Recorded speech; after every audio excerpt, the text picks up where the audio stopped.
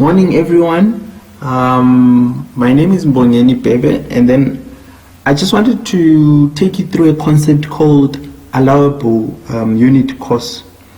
Allowable meaning it is the cost that you actually allow or you permit, you know. So I'm not going to go into detail, especially with this video, but what I'm going to do is most of my videos I'm going to be expanding on whatever I would have taught you here. So in construction, we normally work on a daily basis. So all your costs, you always prescribe them with the timeline of like a day. So if ever you receive a BOQ from a client or an RFQ, it can be a one-line item. You just need to know how much it will cost you to finish that activity in a day.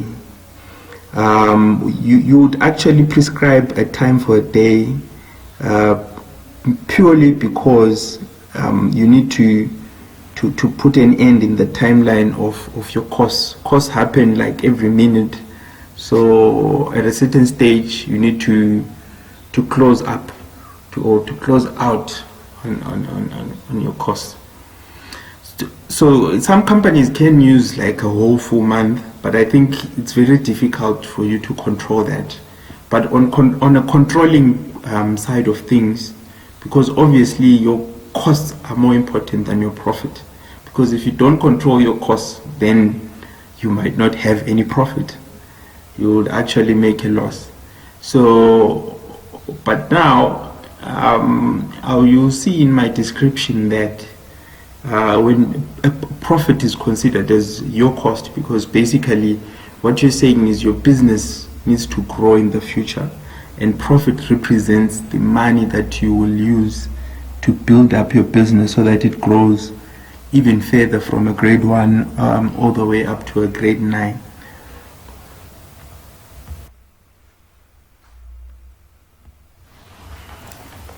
I'm also trying to squeeze all my videos so that they are nice and short, but my promise is that by video number 5, between video number 5 and video number 7, you should be able to at least work out a rate on your own and submit to a main contractor. So now more than ever, you should not miss, or let me say never miss a video. Subscribe to my channel, but watch all the videos, because all these videos are linked and they build up to a certain direction. So if you jump one video or you just watch one video, you won't be able to really get a lot of value. So what I would suggest you do is that you obviously click the red button that you can subscribe. There's also a bell over there for notification, so that in the next 2 or 3 weeks you can be able to price any BOQ. Cyril Ramaphosa has opened up the economy, so we need to get going and get all of this work.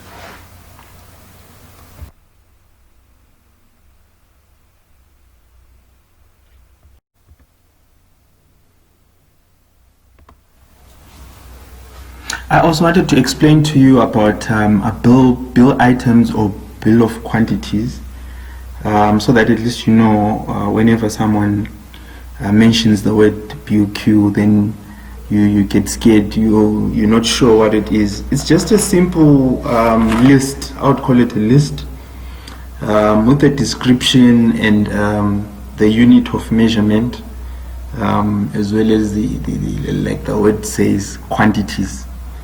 So your bill of quantities, or even when you send a quotation, say like in the private sector, someone wants to give you some work, maybe to do some paving on a certain area, you would want to do rough drawings, and then afterwards you want to come up with a bill of quantities, so that you show your client that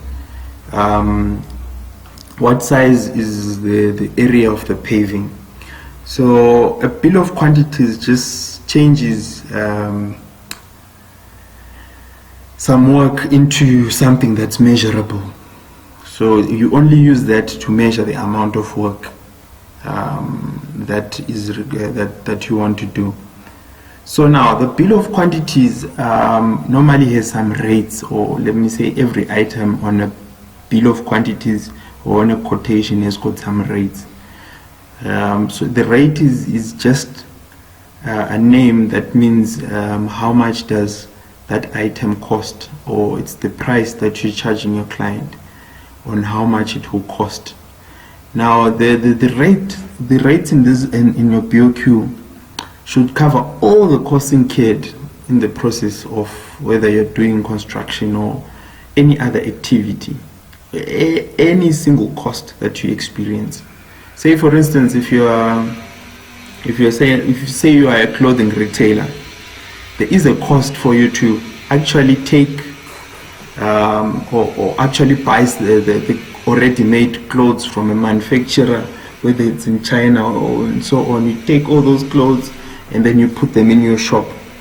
When members of the public come and then they want to buy that piece of clothing, whether it's a shirt or it's a trousers, you will obviously charge them the full cost plus your rent, your stationery, all those items. They go into that single unit of clothing that you have in your shop. But you should always remember that all those costs that you have as a shop owner in a clothing shop, right, they are divided by the number of all the clothing items inside there, including the salaries of your workers, your cleaner and electricity, water, everything. So whatever rate that you input in your BOQ, you need to be very, very careful that it covers all your costs incurred, right, in your process of making or until the day you start selling that product, as well as your overhead costs, that's your electricity, your water and everything, and then your profit. Your profit is you obviously, your goal would be for your business to grow to a certain level. So that profit is not your salary, it is meant for the growth of the business, right? So profit should not be taken as a salary, right? And then you need to be mindful of especially the units of measurement, because you see in construction, in a BOQ for construction, there is a column that specifies a unit, whether it's a sum, it's per month, or it's each, or per number, or per cubic meter, for roads and stuff. So you need to be very careful and be mindful of these units. There's actually a document that was prepared specifically for these units by the South African Institute of Civil Engineers. I think that one is dated 1999, if I'm not mistaken, or 1990, somewhere there, and it's available at the South African Institute of Civil Engineers, and it's called Civil Engineering Quantities. You can have a look at that one, as well as the SABS 1200 also specifies or prescribes some of these measurements. It's just length, width, height, cubes and everything, weight, you measure your weight, hectare, square meter, millimeter, provisional sum. I'll explain some of these other things in my next video, so please do not forget to subscribe to my channel so that you learn more.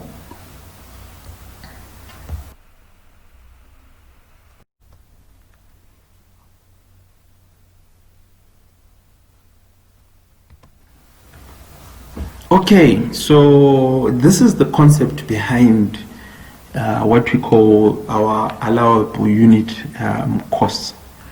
Remember, allowable means to permit permission, give permission. Unit means 1, and then obviously you know what the cost is. So basically what we are talking about here is that on a BOQ, on one single item, you should allow a certain cost, right? You tell yourself that, okay, this cup is 5 rand, right? So I'm only gonna allow 5 rand. Why is this very important for small business owners? Because one day as you grow, you're gonna employ, say, a site agent or a site manager, and then you need to prescribe and then permit only a certain cost. You need to communicate with your staff and tell them, listen, I bought this cup for 5 rand, right? My allowable cost in this project is 5 rand. I'm not going to allow anything more than 5 rand. Because once you allow more than 5 rand, then it will eat your profits, right? So we've got, like I said earlier on, the period of time for analysis is daily. You need to check everything that you do per day. Whatever it is that you're involved in, you should make sure that daily you sit down in the evening and then you check your costs, you record your costs, right? This is very important. For every project that you do, you need to have some records. Why is it that you need to have some records? Because you remember before I mentioned about an iterative process. An iterative process means a trial and error, So if you keep some records of how much it costs you to do a certain paving job at a specific in a specific area, in Johannesburg, then next time you're doing another paving job, you would want to improve. Continuous improvement is better than delayed perfection. So that's why you need to diligently and rigorously keep records of your costs, on how much a certain thing costs you. So now, your total daily cost, this is what it comprises of. Cost your labor, that is your employees that are working in that particular day, or your standard team of workers. In construction, there's a standard team of workers, and as well as what I'm going to mention later, total daily production. So that standard team of laborers, right? If they are paying, say, I know the last time I was working in construction or for a contractor, we used to pay our labor like 310 rand per day. I don't know what the bargaining council rate is currently, but I'll check and see. So each person would cost you like 310, right? That's your cost for your labor. Your materials, if you're gonna buy paving, say normally interlockers 60 mil, they would cost you like 100 rand per square meter. That would be your material, right? But remember that 100 rand is only the cost of the material before moving it from whether it's Bosan paving or Infraset or any paving manufacturer, So you need to request for a quotation from your suppliers. You need to have a very good relationship with your suppliers, and then you request a quote. Depending on the location of the site, they'll give you a full delivery rate. This is very important, a full delivery rate, because at times the actual material, or for instance in me, when I was I'm doing this as a site agent, I would realize that at times when a supplier prices for me, the rate, the transport rate to take the material from his yard to the actual site can be more than the actual product itself. Especially if there's some suppliers are very far away. Like I was doing a project in Mgcobane, in Mpumalanga, in Bombela municipality, and then there wasn't like any close by plant, and they were charging more on transport than on the actual paving product. Yeah, I know it's very weird, but yeah. And then the next thing is your plant. What plant are you going to use? This is your plant or tools that you use to actually do the installation of the paving. Your fuel. This one is quite expensive. In my months as a site agent, I would see some of my fuel would cost me like almost 100,000, 70,000, 30,000.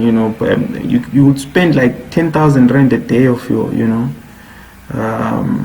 just to fill up the excavators, the graders, and things like that. And diesel, I think, is about 13 rand something now per liter, and you need 400 liters and so on. So that also is a component that you need to add in your plant. Transport, I've already mentioned it. Any cost to actually take the product. So for you as a small business owner, for you to be well organized and to be able to reduce your risk, you need to actually incorporate and learn all these costs. The biggest problem is that we normally try to be jack of all trades, and then we try and do anything, but we don't like improve on a particular thing, and so on. So your next cost will be your overheads. That is your receptionist at the office, your telephone line calls, your bills, and so on. All of those, you actually put them inside your overheads, right? When you're doing your rate. There's one extremely important thing. You only include costs up to your section leader or your supervisor when you're doing a rate, because a rate is only for direct costs in making that particular product. So it's only up to your section leader, or let me call him your supervisor. But in terms of construction, your foremen, your site agent, your site clerk, and all those other salaried personnel, you would normally put them under your preliminary and generals. Lastly, obviously, it's your profit. Like I mentioned about profit, I think I mentioned a lot about profit. That profit is a cost, projected cost of how much it will cost you to grow your company. So as you record all your costs, you realize that, if I want my company to grow at a steady rate per year, I need to have like so much money, and then that will be your profit, and then you add it on there. And then the next thing is your total daily production. So for each construction lot per day, or for a standard team of workers or laborers, including your section leader, they normally produce a certain amount of product. You understand? Your salaries as a director normally come under overheads, overhead. So you more like distribute it like throughout the BOQ. Otherwise, some of us directors, we end up paying ourselves a lot of money, which the company cannot even handle. So as I was saying, the total daily production, for example, like 10 people can pave up to like 100 square meters a day, complete product. 100 square meters a day, complete product.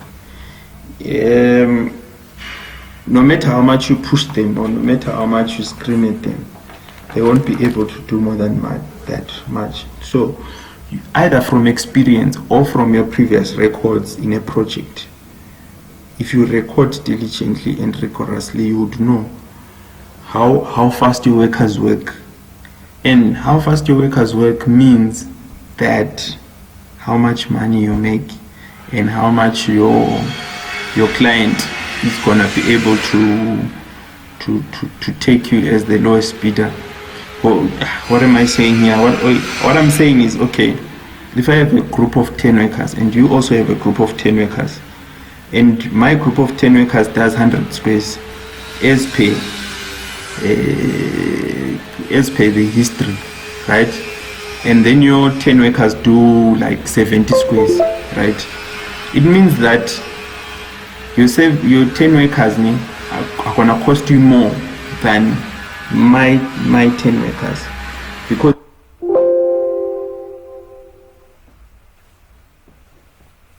every day I'll be doing 100 squares. At the end of the week I would have done 500 squares.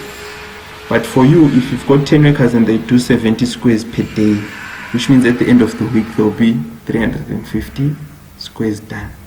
So it's important. Then now, when you calculate your unit rate, right, you get to total daily cost and then you divide by your total daily production, right? Now, my total daily cost, because it's labor, materials doesn't change, plant doesn't change, fuel doesn't change, transport doesn't change, overheads doesn't change, and profit doesn't change. The production now, say that total daily cost divided by 100 is gonna give me a lower unit rate than the total daily cost divided by 70. That is how you would actually see that production is important. The faster your workers work, the more money you make.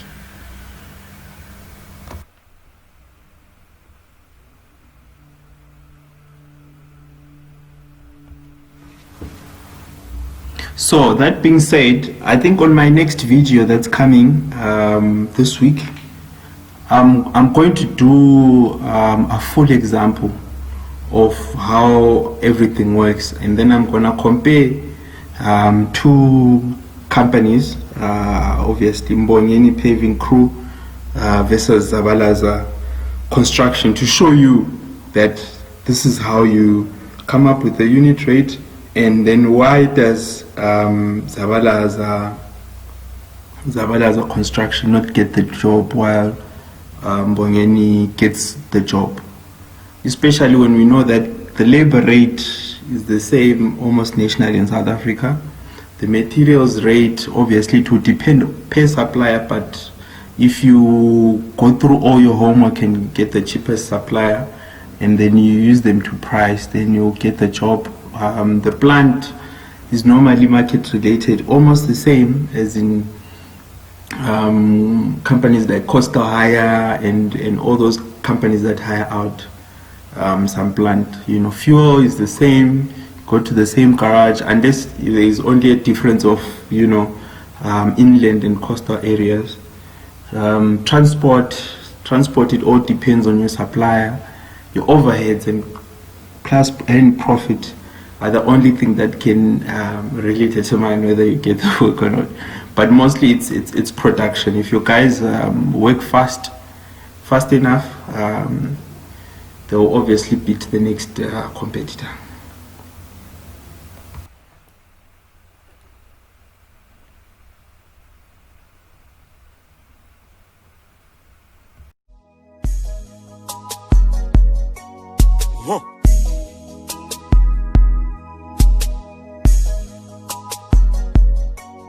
Whoa.